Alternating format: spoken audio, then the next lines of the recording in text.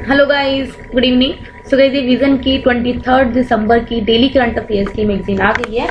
तो गाइस, मैं ऑलरेडी आपको 18, 19, 20, 21, 22 इन 5 दिनों की करवा चुकी हूँ। बाकी जो बचे 5 दिन उनकी मैं जल्दी ही वीडियो अपडेट कर दूंगी। आपने देखा होगा आज मैंने 2 वीडियोस ऑलरेडी अपडेट कर चुकी हूँ और ये 3rd वीडियो। तो चलिए हम अपनी स्टार्ट करते हैं। First news, government plans to double farm mechanisation in 10 years. तो गाइस, ये जो हमारा जो न्यूज आएगी ये हमारी किस में कवर होगी? GS3 में जो हमारा इकोनॉमी सेक्शन होता है उसके अंडर जो एग्रीकल्चर का सेक्शन है उसमें कवर होगा। ठीक है, आपको पता है कि बात होती है कि 2022 तक हमें फार्मर्स की इनकम को डबल करना है। तो इसलिए क्या गवर्नमेंट प्लान कर रही है कि हमें अगले 10 सालों में क्या करना है, फार्म की जो मैकेनाइजेशन है, मतलब कि जो मैनुअल वर्क हो रहा है उसकी जगह हमें क्या करना है, मशीन से ज्यादा वर्क करना है। किसमें?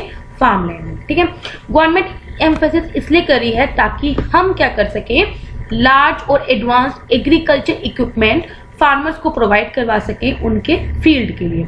इसके अलावा गवर्नमेंट ने इंडस्ट्री से भी अर्ज किया है कि कुछ इस तरह की मशीन्स बनाओ, स्मॉल यूटिलिटी मशीन्स बनाओ जिनको स्मॉल होल्डर जो फार्मर्स हैं वो यूज कर सके। अब देखो गाइस, अगर मशीन हर एक फार्मर यूज करेगा, सब उसको अफोर्ड नहीं कर सकते हैं ना, तो कुछ स्मॉल होल्डर फार्मर्स भी होंगे, मतलब कि जो जिनके पास लैंड होल्डिंग कम होगी, तो वो फार्मर्स भी यूज कर सके इस तरह के कुछ स्मॉल यूटिलिटी मशीन्स बनाओ, जिसकी वजह से जो 86% फार्मर जो इस टाइप के हैं वो इन मशीन्स को इजीली क्या कर सके, एक्वायर कर सके। इसके अलावा क्या है, अगर हम देखें तो फार्म मैकेनाइजेशन इंडिया में नियरली 40 to 45% ही है, और वो भी सबसे ज्यादा किन स्टेट्स में डोमिनेट करती है, जैसे उत्तर प्रदेश, हरियाणा, पंजाब, जहाँ पे मैकेनाइजेशन का लेवल बहुत ज्यादा है। जबकि जो नॉर्थ ईस्टर्न स्टेट्स है वहां पे तो मैकेनाइजेशन का निग्लिजिबल है, मतलब कि वहां पे मैकेनाइजेशन नामक बहुत ही रेयर चीज है। ठीक है, अगर हम इकोनॉमिक सर्वे के अकॉर्डिंग देखें तो फार्म मैकेनाइजेशन और क्रॉप प्रोडक्टिविटी का डायरेक्ट इंटर रिलेशन है, मतलब कि अगर आप ज्यादा से ज्यादा फार्म में मशीन्स यूज करोगे तो आपकी क्रॉप की प्रोडक्टिविटी है वो हाई होगी। क्यों? कहीं ना कहीं जो फार्म मैकेनाइजेशन है, आपको पता है, टाइम भी सेव करेगा, लेबर भी सेव करेगा, और जो ड्रग्जरी मतलब कि जो जो हार्डवर्क है वो भी रिड्यूस करेगा। प्रोडक्शन कॉस्ट लॉन्ग रन में वो कहीं ना कहीं कट डाउन करता है, मतलब कि एक बार को नो डाउट जो मशीन है उसकी कॉस्ट होगी, लेकिन लॉन्ग रन में जो प्रोडक्शन कॉस्ट है वो कट डाउन करेगा। पोस्ट हार्वेस्ट लॉसेज है वो भी रिड्यूस होंगे, और क्रॉप का आउटपुट, ऑफ कोर्स जो क्रॉप की प्रोडक्शन है वो भी बूस्ट होगी, और फार्म की इनकम भी क्या होगी, इंक्रीज होगी।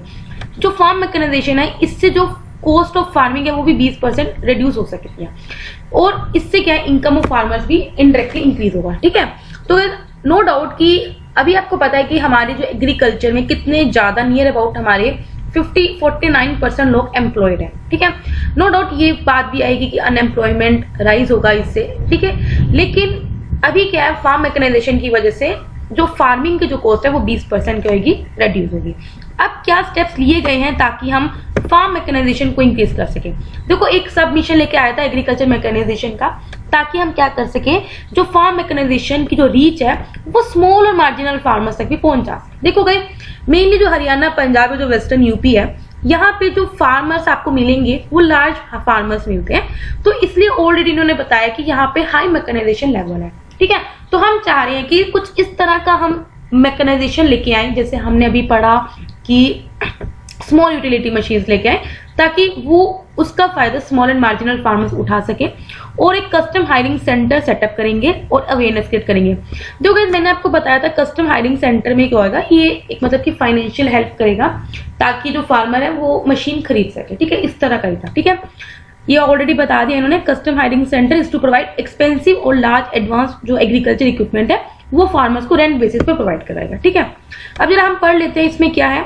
अब हम फार्मिंग को किस तरह से इंक्लूसिव बना सकते हैं विद एग्रीकल्चर मैकेनाइजेशन। इंक्लूसिव का मतलब है कि मशीन हर एक फार्मर यूज कर रहे हैं, ये नहीं कि सिर्फ लार्ज फार्मर्स तक की लिमिटेड रह जाए। ठीक है, सबसे पहले ये कि हम फार्म मशीन्स को डोर स्टेप्स पे, फार्मर के डोर स्टेप्स पे उनको प्रोवाइड करवाएंगे with the custom hiring centre mobile app. इसके अलावा क्या करेंगे, हम जो माइग्रेंट लेबरर्स होते हैं उनको स्किलिंग प्रोवाइड कराएंगे इन फार्म मैकेनाइजेशन थ्रू स्मार्म। ठीक है, इसके अलावा अंडर आत्मनिर्भर भारत अभियान के अंडर एक स्पेशल ड्राइव चलाई है, जिसमें हम क्या करेंगे, जो माइग्रेंट लेबरर्स हैं जो मेनली 6 स्टेट से है, 116 डिस्ट्रिक्ट से हैं, उनको हम क्या करेंगे, एजुकेशन प्रोवाइड करेंगे, स्किल्स उन्हें प्रोवाइड करेंगे। इसके अलावा क्या है, India largest tractor manufacturer world में with over 9 lakh units produced in between 2009 to 20, और जो एनुअल एक्सपोर्ट है वो नियर अबाउट हमारा 92,000 यूनिट्स हुई है under the sub mission on agriculture mechanisation. तो आप ये सोच सकते हो, ये काफी अच्छा मतलब कि पॉइंट है, अगर आप लिख सकते हो अपनी आंसर राइटिंग में। नेक्स्ट पे बढ़ते हैं हम अपनी FSSAI that is the food safety and standard authority of India ने कुछ नॉर्म्स नोटिफाई किए हैं for fortification of processed food with the micronutrient. तो गाइस ये जो न्यूज है हमारी GS3 साइंस एंड टेक्नोलॉजी में कवर होगी, ठीक है। तो गाइस हम फोर्टिफाई क्यों करते हैं, ताकि हम क्या कर सके, जो हमारे इंडिया में माल नरिशमेंट है और उसकी जो प्रॉब्लम बढ़ रही है उसको हम एड्रेस कर सके, ठीक है।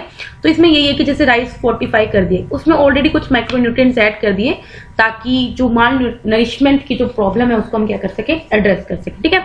तो अभी FSSAI ने कुछ नॉर्म्स को नोटिफाई किया है कि कितना आप माइक्रोन्यूट्रिएंट्स का लेवल रखना होगा उन प्रोसेस्ड फूड प्रोडक्ट्स में, जैसे ब्रेकफास्ट सीरियल्स हो गए, बिस्किट्स, ब्रेड, फ्रूट जूस, ठीक है। तो भाई इसको कुछ परमिसिबल लेवल है उसको क्या किया है, FSSAI ने नोटिफाई किया। कंपनीज जो कुछ ऐसे प्रोडक्ट्स बनाते हैं वो अपनी मर्जी से फोर्टिफाई कर सकते हैं, जैसे आयरन हो गया, folic acid, zinc, vitamin B1-2, vitamin 8 among other micronutrient, ठीक है।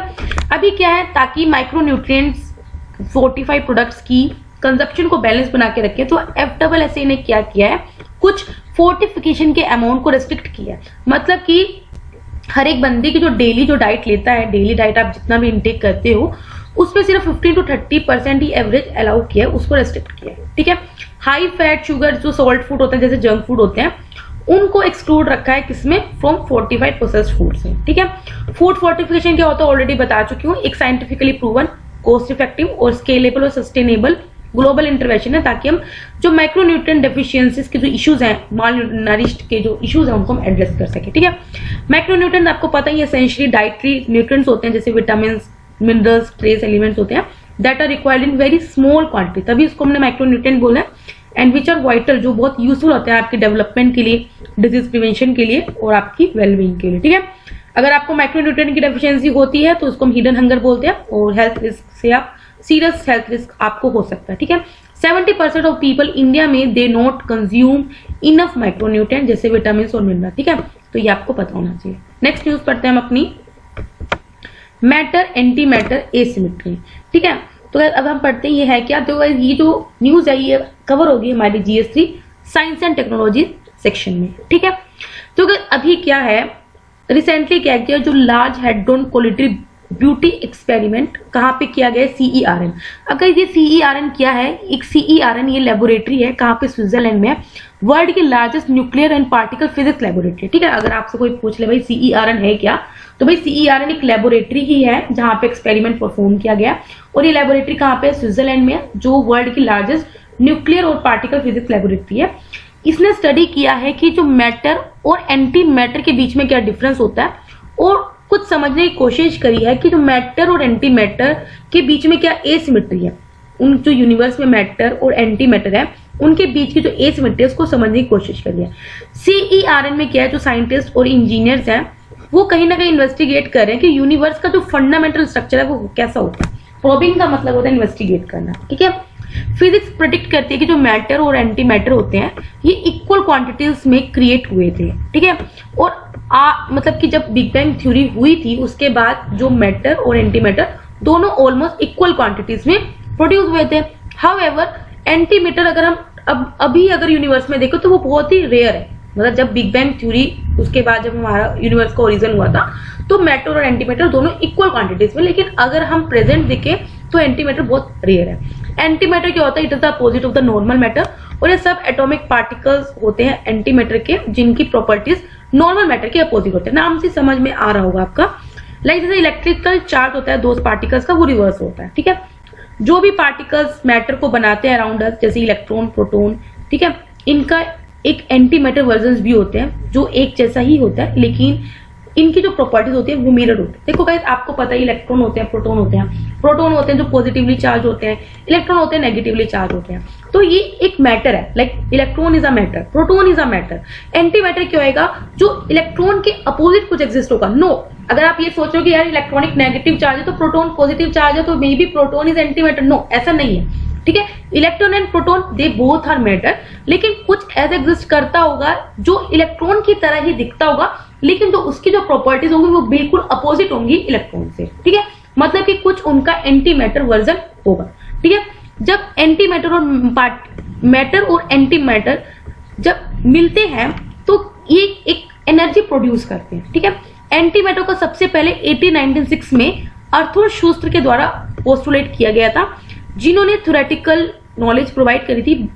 उसके बाद थ्योरेटिकल जो फुटिंग की थी वो किन्होंने की थी 1928 में पॉल डिरैक ने, जिन्होंने डिस्कवर किया था एंटी इलेक्ट्रॉन्स को और डब पॉजिट्रॉन्स को बाय कॉल एंडरसन इन 1932। ठीक है, तो गाइस आई होप आपको समझ में आएगा मैटर एंटी मैटर का है क्या एक्चुअल में। देखो सिंपल बात, आपको एक समरी में आपको बता देती हूँ। देखो CERN स्विट्जरलैंड की लेबोरेटरी है, जहाँ पे जो साइंटिस्ट हैं, इंजीनियर्स हैं, वो ये देख रहे हैं कि यार यूनिवर्स का फंडामेंटल स्ट्रक्चर क्या है। ठीक है, उन्होंने ये देखा कि यार जब बिग बैंग थ्योरी हुई थी तब सेम अमाउंट में, इक्वल अमाउंट्स में मैटर और एंटी मैटर का क्या हुआ था, क्रिएशन हुआ था। लेकिन अगर टुडेज यूनिवर्स देखा जाए तो एंटी मैटर बहुत रेयर है। ठीक है, अब हमने ये पढ़ लिया कि मैटर और एंटी मैटर क्या होता है। Matter are like there electrons, they can be protons.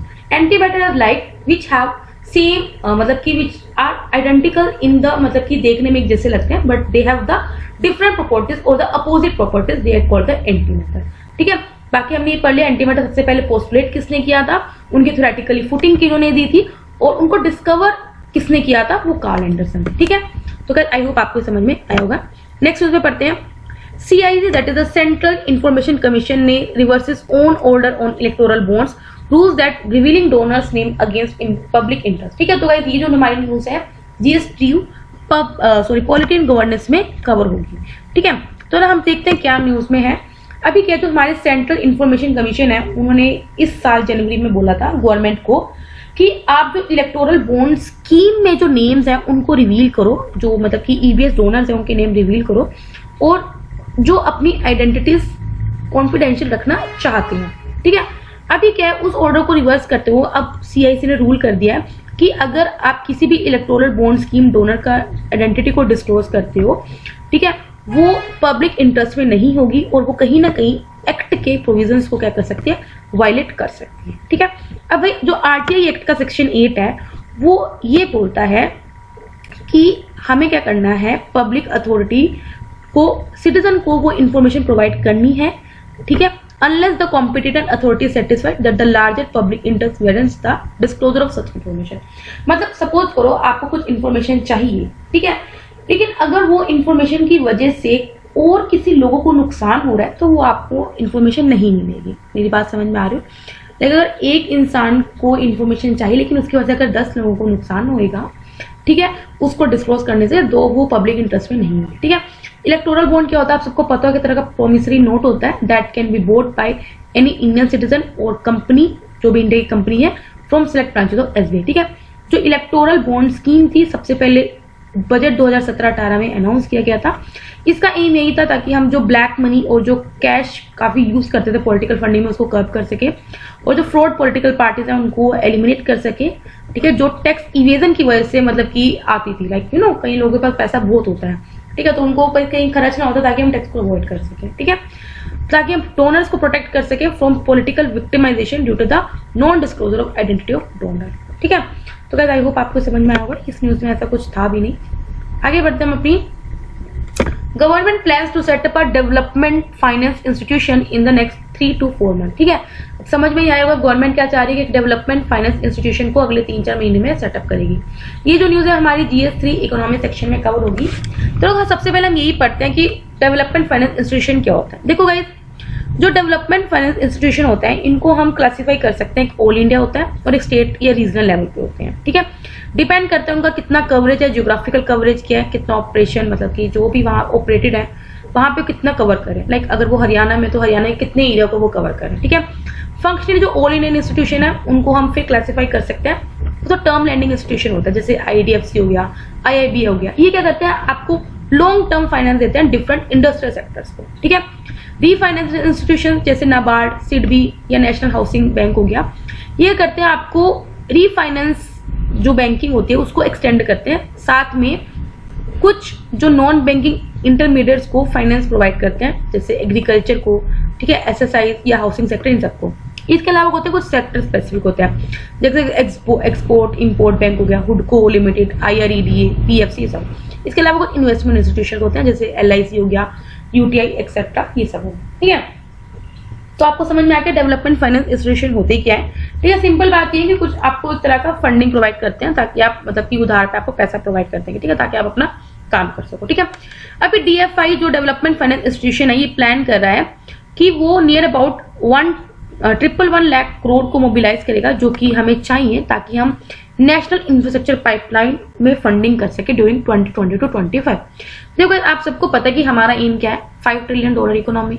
ठीक है, हम चाह रहे हैं, लेकिन उसके लिए क्या है, हमें अपना इंफ्रास्ट्रक्चर अच्छा करना पड़ेगा। और इंफ्रास्ट्रक्चर को अच्छा करने के लिए हमारा ये स्टार्ट हुआ, that is the national infrastructure pipeline 5 साल के लिए। और उसके लिए आपको क्या चाहिए, पैसा चाहिए।